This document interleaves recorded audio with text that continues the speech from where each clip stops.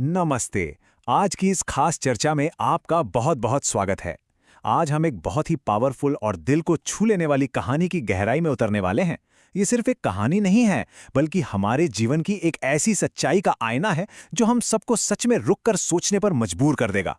तो चलिए आज के इस सफर पर निकलते हैं। तो चलिए बिना किसी देरी के सीधे सवाल में गोता लगाते हैं कि आखिर हमारे समय की असली कीमत क्या है। आजकल हम सब समय को पैसों से नापने लगे हैं, है ना? घंटे के हिसाब से कमाना, बैंक बैलेंस बढ़ाना। लेकिन क्या सच में हमारे वक्त की कीमत सिर्फ चंद कागज के टुकड़े हैं?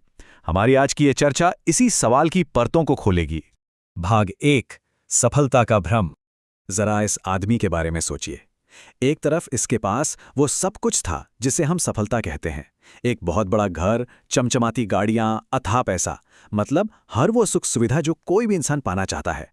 लेकिन दूसरी तरफ इसके पास क्या नहीं था? वक्त। अपनी ही छोटी सी प्यारी बेटी के साथ बिताने के लिए एक पल का भी वक्त नहीं।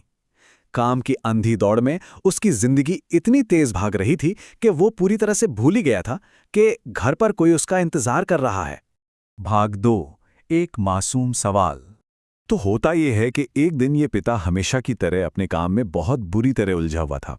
तभी उसकी छोटी सी बेटी उसके पास आती है।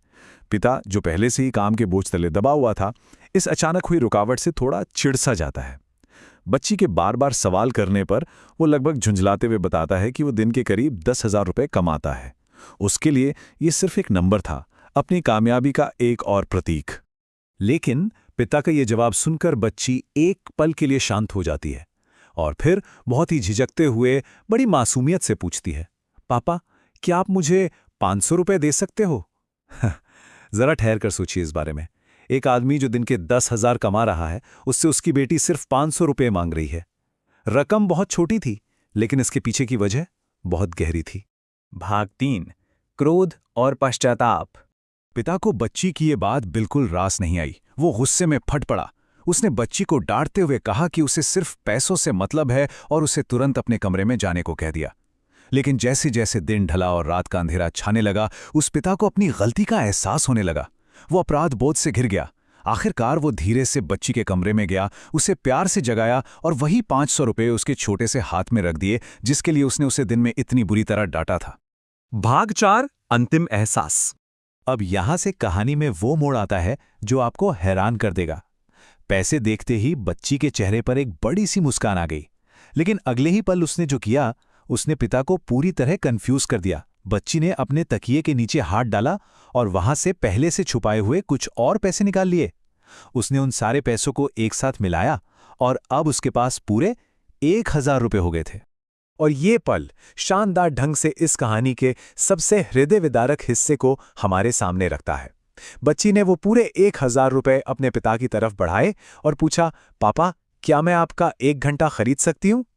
सोचिए जरा, अगर पिता दिन के 10,000 कमाता है तो उसके काम के 1 घंटे की कीमत हुई करीब 1,000 रुपये। उस छोटी सी बच्ची ने पाई पाई सिर्फ इसलिए जोड़ी थी ताकि वो अपने ही पिता का थोड़ा सा वक्त, सिर्फ 1 घंटा, अपने लिए खरीद सके। ये शब्द सुनते ही पिता जैसे सुन्न पड़ गया। उसे साफ साफ समझ आ गया कि वो असल में क्या खो रहा था। उसकी आंखों से अचानक आंसू बहने लगे। जिंदगी की वो सारी भागदौड़, वो बैंक बैलेंस, सब कुछ एक झटके में बेमानी लगने लगा। उसे बहुत गहराई से ये एहसास हुआ कि दौलत कमाने की इस अंधी दौड़ में वो अपनी जिंदगी का सबसे अनमोल हिस्सा खो रहा था। बिना एक भी पल गंवाए उसने अपनी बेटी को कसकर गले लगा लिया। भाग 5, असली मूल्य।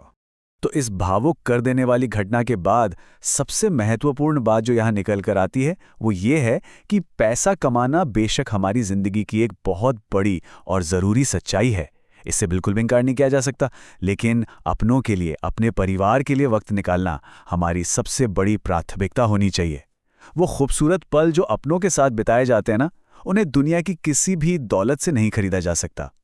आजकल की इस भागदौड़ भरी जिंदगी में हम में से बहुत से लोग अनजाने में उसी पिता की तरह किसी अंधी रेस में दौड़ रहे हैं।